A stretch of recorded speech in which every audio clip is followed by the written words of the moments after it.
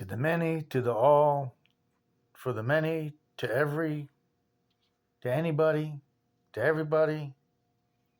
Anybody? Does anybody get Romans chapter 5 when it keeps jumping around that the one man died for the many and the one man sinned to every, and then everybody was all confused in Romans chapter 5? And you have to read it and like try to like decipher all of it.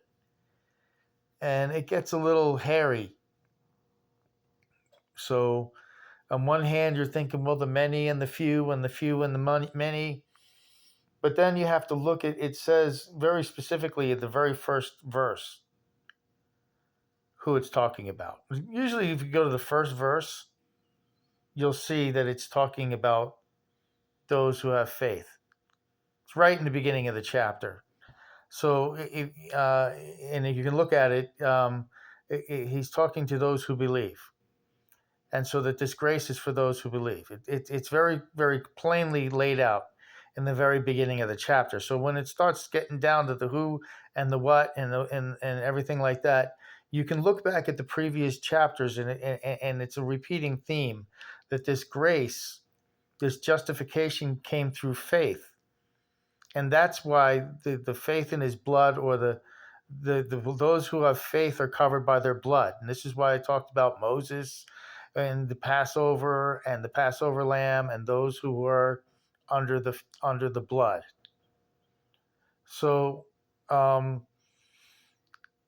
that's how I would kind of sum up what you're going to go through if you read through Romans chapter 5.